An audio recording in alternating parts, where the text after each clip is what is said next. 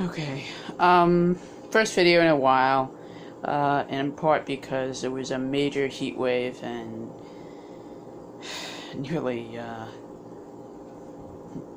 think it actually came pretty close to taking the life of my husband, because we don't have air conditioner, regular ones, so with heat indexes of upwards of 100, 24/7 for about 2 weeks, it was kind of too much. I mean, we do use a makeshift air conditioner, which is to say we reuse old soda bottles, fill them up with water, and freeze them, and then put those in front of our big fan to act as a makeshift air conditioner.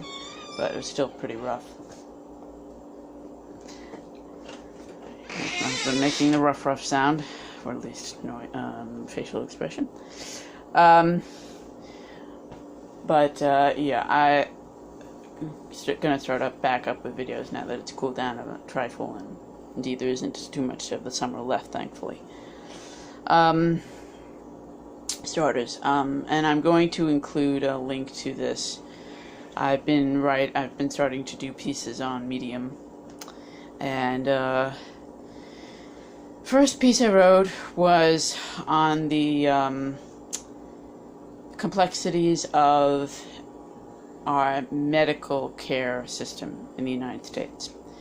And indeed, it really does extend to some extent globally. We have several issues that are at times all conflagrated into one, and this is one of the reasons that we kind of have, in general, rather one-dimensional discussions, especially on Twitter and at times as well in other social media outlets. I'm sure there's plenty of one-dimensional things going on both Facebook, and I'm seeing them at times on MeWe as well. Although MeWe it's more secure, it's more private, but it's also smaller. But there's no censorship, so that's kind of a nice thing.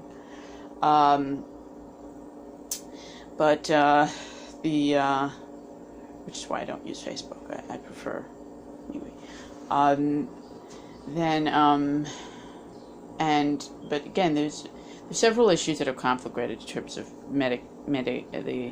when we talk about the concept of single payer or how to fix a medical care system. It starts out with the fact that doctors are kind of, in today's society, trained wrong, which is to say, most doctors are not today trained in nutritional medicine. They're not trained in how healthy a diet actually keeps people healthy. They're not trained in even all that much of what homeostasis is, what a proper body function is. That's considered actually a subspecialty. It's called functional medicine, which really it should be, to me, basic. You have to know, to me, what the body should function as opposed to just all the body part names. Before you could really then figure out what really is definitive of an illness. But in medical school, they kind of do the opposite.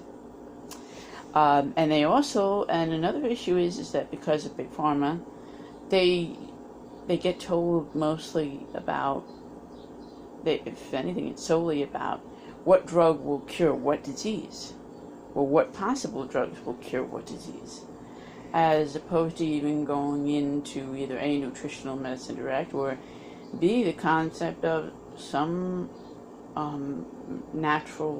some called natural remedies, or homeopathic, will actually help just as much, if in some cases more, than drugs. That there are other methods other than standard RX drugs, standard prescription drugs, or surgeries. And but those are generally the two that are most often. Those are the main course curriculum elements, and that's a disturbing thing. So it starts out in medical school, and then you build into the layers of insurance, and who pays for the insurance, and who's going to control and then you get into as well how the formulary drug lists are formed, which they're not actually formed via what is the cheapest and best medicine, in terms of what is the cheapest and which has the least side effects. That's not at all what does it. There's a lot of lobbying that goes on in there. there's a lot of saying, okay, we're going to put on the formulary list the closest thing in terms of most recent generics that we could find, which are often the drugs with the most side effects. They're not the oldest drugs that have the most studies to back up that they're effective and that they're safe. It's generally, in essence, the second newest set, which is to say, you deal with rounds of publicity for the newest drug, and then the second cycle is the formulary list, in essence. So we're not, and that's why once you get even into the concept of private health insurance, which is to say, be it for profit or the mini insurances companies, the non-profit insurance companies, they're both insurance companies, which is to say, what's standardly called health maintenance organizations, or HMOs.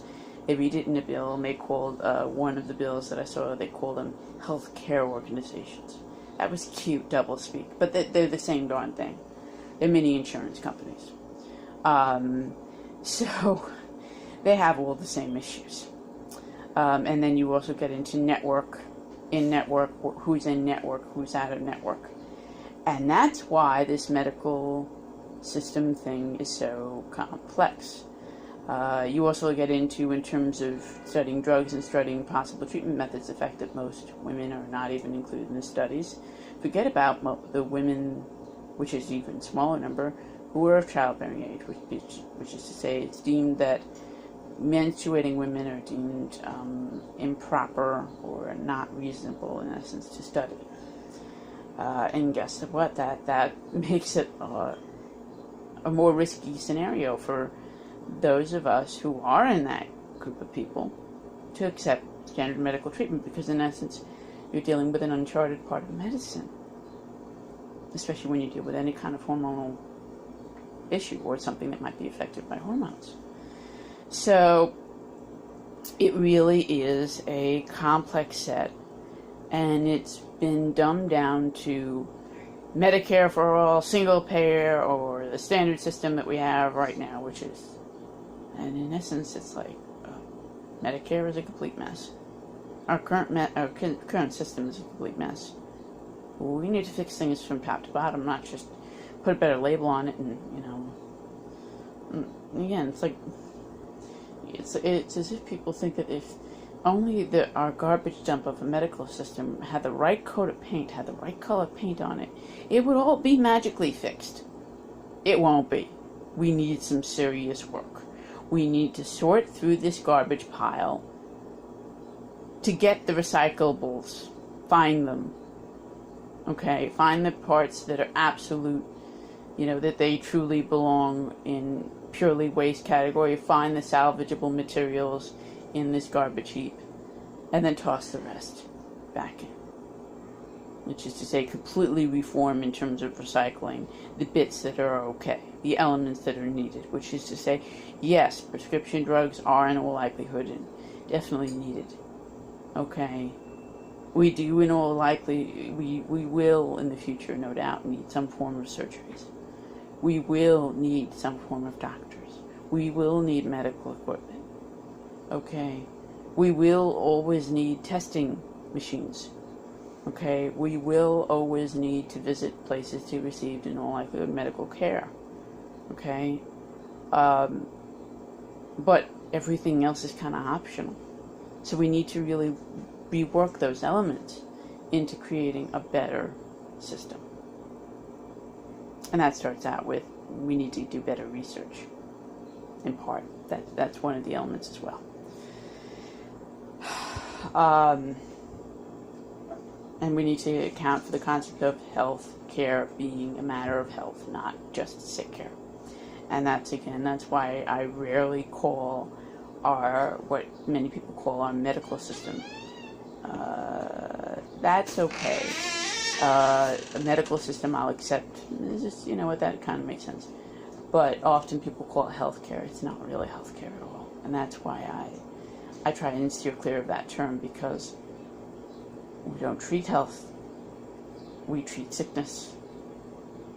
and I try not to talk in double-speak terms because I want to be precise in my language. And I know that in our society is a rarity,